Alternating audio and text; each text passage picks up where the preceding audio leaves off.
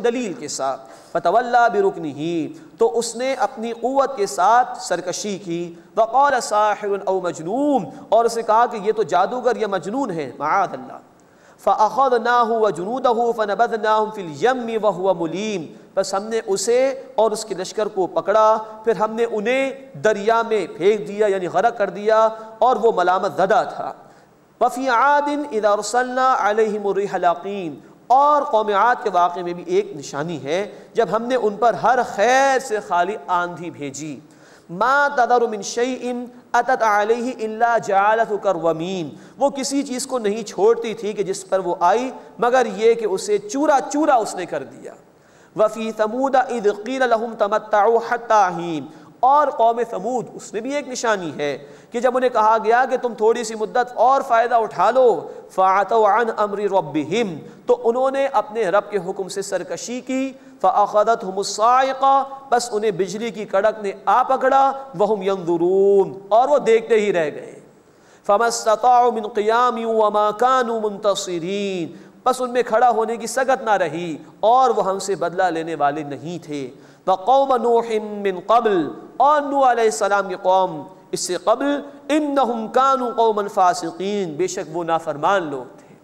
یہ قرآن نے چند آیات میں پچھلی قوموں کو ایک سمرائزڈ انداز میں بیان کر دیا. ہم تفصیل سے ان قوموں کے واقعات پڑھ آئے ہیں، سورۃ الاعراف، سورہ ہود، سورۃ الشعراء اور دیگر سورتوں میں. اب گویا کہ قرآن حکیم کی یہ آخری صورتیں ہیں، تو ان تفصیلی حالات اور واقعات کو چند آیات میں اللہ تعالیٰ نے بیان فرما دیا تاکہ یہ باتیں یاد رہیں اور لوگ گزشتہ نافرمانوں کے انجام سے عبرت حاصل کرنے کی کوشش کریں. اس کے بعد اس سورہ مبارکہ کا تیسرا اور آخری رکوع آ رہا ہے. اس میں اللہ کی قدرت کاملہ کا ذکر ہے. زندگی کا مقصد کیا ہے، کیوں انسان کو پیدا کیا گیا، یہ بات بیان کی گئی ہے، اور عذاب کی وعید بھی سنائی گئی ہے. وَالسَّمَاءَ بَنَيْنَاهَا بِأَيْدٍ وَإِنَّا لَمُوسِعُونَ، اور آسمان کو ہم نے بنایا قوت سے، اپنے ہاتھوں سے، اور بے شک ہم وسعت دینے والے ہیں. یہ بھی قرآن حکیم کی وہ آیت ہے کہ جس میں ایک بہت بڑی حقیقت کی طرف اشارہ کیا گیا جو 20ویں صدی میں جا کے ڈسکور ہوئی. 20ویں صدی میں 1925 میں ایک امریکی سائنسدان نے یہ تصور پیش کیا کہ کائنات جو ہے وہ وسعت پذیر ہے، ایکسپینڈنگ یونیورس کا تصور دیا، جس کو آگے چل کے اسٹیون ہاکنگس نے مزید الیبوریٹ کیا، وضاحت سے بیان کیا کہ یہ کائنات ایکسپینڈنگ ہے. گیلیکسیز ایک دوسرے سے دور ہوتی چلی جا رہی ہیں بہت تیزی کے ساتھ، اور انتہائی دور ہوتی چلی جا رہی ہیں. یعنی کہ اللہ نے جو کن کہا تھا کہ ہو جا فیکون، اس ہونے کا معاملہ اسٹل ابھی جاری ہے، اور کہاں تک یہ اس کائنات کی وسعتیں ہیں انسان نہیں پہنچ سکا. فرمایا وَالسَّمَاءَ بَنَيْنَاهَا بِأَيْدٍ وَإِنَّا لَمُوسِعُونَ، اور آسمان کو ہم نے اپنی قوت سے، اپنے ہاتھوں سے بنایا. وَإِنَّا لَمُوسِعُونَ، اور بے شک ہم وسعت دینے والے ہیں. وَالْأَرْضَ فَرَشْنَاهَا، اور ہم نے زمین کو فرش بنایا، زندگی کا نظام قائم کر دیا. فَنِعْمَ الْمَاهِدُونَ، بس ہم کیسے ہی اچھے بچھانے والے ہیں. وَمِن كُلِّ شَيْءٍ خَلَقْنَا زَوْجَيْنِ لَعَلَّكُمْ تَذَكَّرُونَ، اور ہر شے میں سے ہم نے جوڑے جوڑے پیدا کیے تاکہ تم نصیحت حاصل کرو. یہ بھی ایک بہت بڑی حقیقت کی طرف قرآن نے اشارہ کیا. ہر شے اللہ نے جوڑے جوڑے بنائی. انسانوں میں مرد اور عورت کے جوڑے، لیکن جدید سائنس نے ہمیں یہ بھی بتایا کہ پودوں میں بھی سیکشول کریکٹرسٹکس موجود ہیں، ان کے ہاں بھی میل اور فیمیل کے تصورات موجود ہیں. ہم نے ایک ایٹم کو بریک کر کے دیکھا تو وہاں بھی الیکٹران اور پروٹون کا جوڑا ہمیں نظر آیا. الیکٹریسٹی میں ہم دیکھتے ہیں کہ نیگیٹو چارج بھی ہے، پازیٹیو چارج بھی ہے. ہر شے اللہ نے جوڑے جوڑے بنائی. اس میں اس حقیقت کی طرف بھی اشارہ ہے جیسے یہ دنیا ہے اسی طرح اس کا ایک جوڑا ہے، وہ ہے آخرت کی زندگی. اور اکثر جوڑے جوڑے جو چیزیں ہوتی ہیں ان میں متضاد صفات ہوتی ہیں. یہی معاملہ دنیا اور آخرت کا بھی ہے. دنیا عارضی، آخرت ہمیشہ کے لیے. یہاں کے فائدے عارضی، وہاں کے فوائد ہمیشہ کے لیے. یہاں کی تکلیف عارضی، وہاں کی تکالیف ہمیشہ کے لیے. یہ عارضی گنے جانے والے ایام ہیں اور وہ انلمیٹڈ ہے، انفائنائٹ ہے. تو دنیا کا بھی جوڑا ہے جو کہ آخرت ہے. اور اس میں اس بات کی طرف بھی توجہ کرنی چاہیے، ہر شے کو جوڑے بنایا اللہ تعالیٰ نے، لیکن اللہ خود قل هو اللہ احد، اے نبی صلی اللہ علیہ وسلم فرما دیجیے وہ اللہ یکتا ہے، اکیلا ہے، تنہا ہے، وَلَمْ يَكُنْ لَهُ كُفُوًا أَحَدٌ، کوئی ایک بھی اس کے برابر اس کی ہمسر نہیں. ہر شے جوڑے جوڑے ہے سوائے رب العالمین کے، کہ اس کا کوئی جوڑا نہیں، اس کے ساتھ کوئی شریک نہیں، کوئی اس کے برابر نہیں، وہ اکیلا تنہا ہے، واحد ہے. وَمِن كُلِّ شَيْءٍ خَلَقْنَا زَوْجَيْنِ لَعَلَّكُمْ تَذَكَّرُونَ، اور ہر شے میں سے ہم نے جوڑے پیدا کیے تاکہ تم نصیحت حاصل کرو. فَفِرُّوا إِلَى اللَّهِ، بس تم اللہ کی طرف دوڑو، اللہ کی پکار پر لبیک کہو، اللہ کی قدرتوں کو دیکھ رہے ہو، غور و فکر کرو، اسی کا شکر ادا کرو، اسی کی اطاعت کرو. انی لکم منہ نذیر مبین، بے شک میں تمہارے لیے اس کی طرف سے واضح طور پر خبردار کرنے والا ہوں. ولا تجعلوا مع اللہ الہا آخر، اور اللہ کے ساتھ کوئی دوسرا معبود نہ بناؤ. انی لکم منہ نذیر مبین، بے شک میں تمہارے لیے اس کی طرف سے واضح طور پر خبردار کرنے والا ہوں. کذالک ما اتی الذین من قبلہم من رسول، اسی طرح ان کے پاس نہیں آیا کوئی رسول جو ان سے پہلے تھے مگر الا قالوا ساحر او مجنون، انہوں نے کہا کہ یہ جادوگر ہے یا مجنون ہے. معاذ اللہ، ہر دور میں رسولوں کو یہاں تک کہا گیا کہ جادوگر ہیں اور مجنون ہیں. اتواصوا بھی، کیا انہوں نے ایک دوسرے کو اس کی وصیت کی؟ ہر دور میں یہ معاملہ رہا. کیا کوئی بات طے کر لی تھی انہوں نے کہ جب بھی رسول آئیں گے ہم ان کی مخالفت کریں گے؟ بل ہم قوم طاغون، بلکہ وہ سرکش لوگ ہیں. فَتَوَلَّ عَنْهُمْ فَمَا أَنْتَ بِمَلُومٍ، بس اے نبی صلی اللہ علیہ وسلم آپ ان سے منہ پھیر لیجئے، آپ پر کوئی الزام نہیں ہے. اگر یہ حق پر نہیں آ رہے، یہ ہدایت کی طرف نہیں آ رہے تو آپ سے اس کے متعلق کوئی پوچھ گچھ نہیں ہوگی.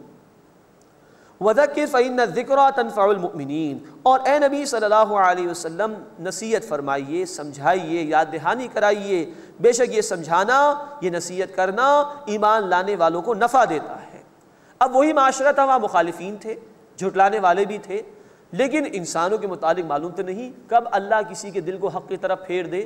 تو نبی صلی اللہ علیہ وسلم سے کہا جا رہا ہے کہ آپ اپنا کام جاری رکھیے، اسی معاشرے میں سے آپ کو حق قبول کرنے والے ملیں گے. اس میں اس بات کی طرف اہل ایمان کے لیے بھی اشارہ ہے، کتنے ہی مشکل حالات ہوں، کتنی ہی مخالفتیں ہوں، انہیں حق بیان کرنا چاہیے، انہیں تذکیر کا کام کرنا چاہیے، انہیں اللہ کے دین کی طرف لوگوں کو بلانا چاہیے. نہ معلوم کب اللہ کسی کے دل کو پھیر دے، کب کوئی وہ لوگ مل جائیں جو متلاشی ہوں حق کے، جن کے دل میں تڑپ ہو اور وہ ایمان والوں کے ساتھ شامل ہو جائیں.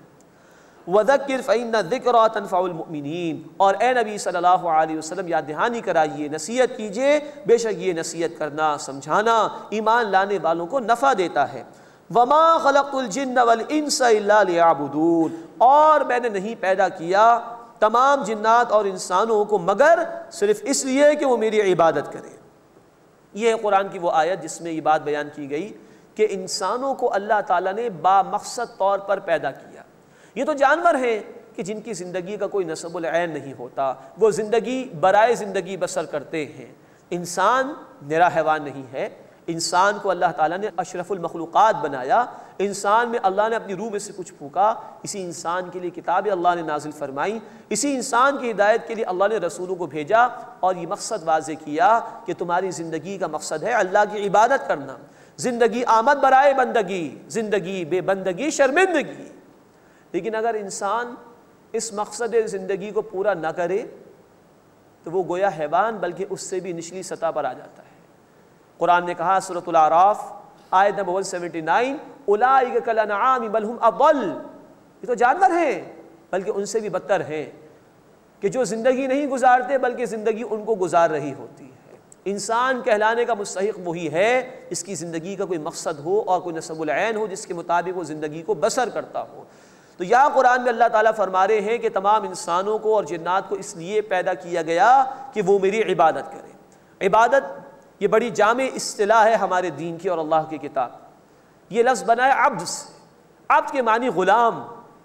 اور اگر نبی صلی اللہ علیہ وسلم کے زمانے کا تصور ہمارے ذہنوں میں ہو تو غلام سے مراد جو 24 گھنٹے اپنے مالک کے رحم و کرم پر ہو، جس کی اپنی کوئی آزاد مرضی نہ ہو، فری ول نہ ہو، بلکہ جیسا مالک کہے ویسے اس کا عمل کرنا چاہیے. یہ ہے غلام، عبد. اور اللہ نے ہمیں کہا کہ میں نے تمہیں اپنی عبادت کے لیے پیدا کیا. یہ عبادت وہ ہے کہ 24 گھنٹے اللہ کی غلامی اختیار کی جائے، اس کی بات کو مانا جائے. لیکن ہاں، غلام مجبوراً غلام ہوتا ہے. ہمیں جو اللہ کی اطاعت کرنی ہے، اس کے احکامات پر عمل کرنا ہے، وہ مجبوراً نہیں ہے. وہ محبت کے جذبے کے ساتھ ہے، اس لیے کہ اللہ ہمارا خالق، مالک اور رازق ہے۔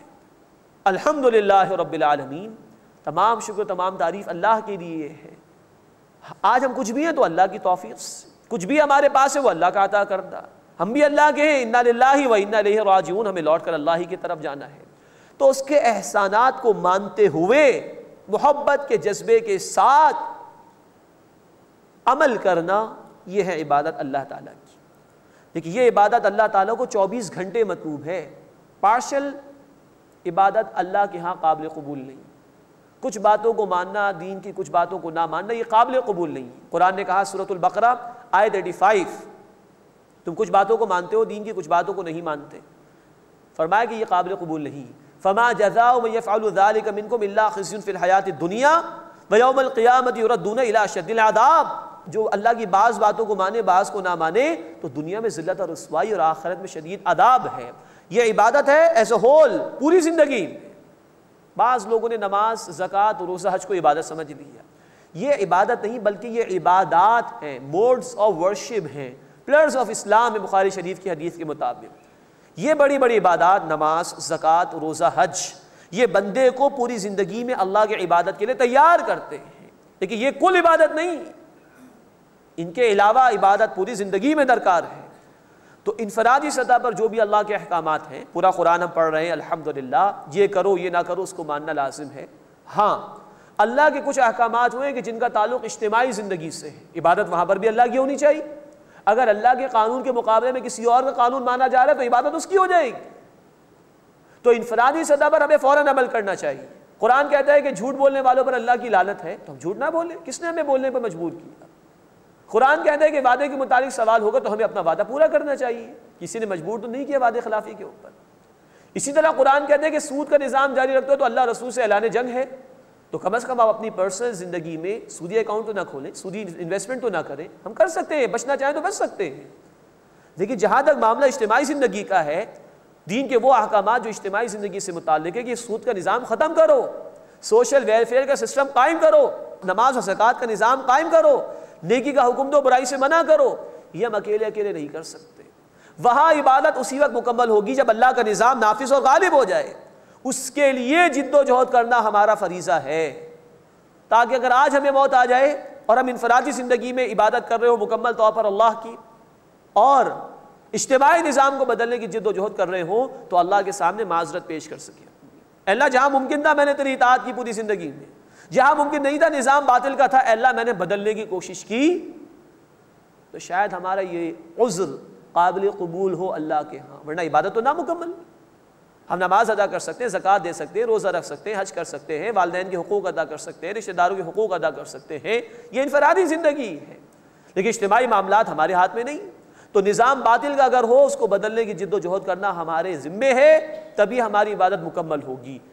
اگر اس جد و جہد کے دوران موت آ جائے تو انشاءاللہ ہم اللہ کے یہاں کامیاب ہوں گے، اپنا عذر پیش کر سکیں گے، اللہ انفرادی طور پر کیا، اے اللہ اسے قبول فرما، اجتماعی نظام کو میں نے بدلنے کی جد و جہد کی، اے اللہ اس جد و جہد کو جو میری عبادت میں کمی تھی کفارے کے طور پر قبول فرما۔ یہ ہے مقصد زندگی۔ اللہ ہمیں پوری زندگی میں اپنی عبادت کی توفیق عطا فرمائے، محبت کے جذبے کے ساتھ اپنے تمام احکامات پر عمل کرنے کی توفیق عطا فرمائے۔ وَمَا خَلَقْتُ الْجِنَّ وَالْإِنسَ إِلَّا لِيَعْبُدُونَ، اور میں نے تمام جنات اور انسانوں کو پیدا نہیں کیا مگر صرف اس لیے کہ وہ میری عبادت کریں۔ مَا أُرِيدُ مِنْهُمْ مِنْ رِزْقٍ وَمَا أُرِيدُ أَن يُطْعِمُونَ، میں ان سے کوئی رزق نہیں مانگتا اور نہ یہ چاہتا ہوں کہ وہ مجھے کھلائیں۔ یہ تو دنیا کے مالکوں کا معاملہ ہے کہ وہ اپنے غلاموں سے کمائی کراتے ہیں پھر کھاتے پیتے ہیں، اللہ کو ایسی کوئی حاجت نہیں، رزق کی ذمہ داری اللہ نے لی ہے۔ سورہ ہود آیت نمبر 6، وَمَا مِن دَابَّةٍ فِي الْأَرْضِ إِلَّا عَلَى اللَّهِ رِزْقُهَا، زمین پر کوئی جاندار نہیں ہے کہ جس کی رزق کی ذمہ داری اللہ پر نہ ہو، تو رزق کا معاملہ اللہ کے حوالے ہے۔ آج انسانیت پریشان ہی رزق کے حوالے سے ہو گئی اور اللہ کو ہم نے بھلا دیا، ترتیب الٹ گئی، عبادت ہمیں کرنی ہے وہ ہم چھوڑ چکے ہیں، عظیم اکثریت کا معاملہ یہ ہے، اور رزق کی ذمہ داری اللہ کی ہے وہ لوگوں نے اپنے ہاتھ میں لے لیا، یہ معاملہ الٹ گیا ہے، ترتیب بدل گئی ہے۔ اگر ہم اپنے فرائض ادا کریں تو اللہ نے وعدہ دے رکھا ہے کہ وہ رزق ضرور ہمیں عطا فرمائے گا۔ ما اريد منهم من رزق وما اريد ان يطعمون، میں ان سے کوئی رزق نہیں مانگتا اور میں نہیں چاہتا کہ وہ مجھے کھلائیں۔ ان اللہ هو الرزاق ذو القوة المتین، بے شک اللہ ہی رزاق ہے، قوت والا ہے،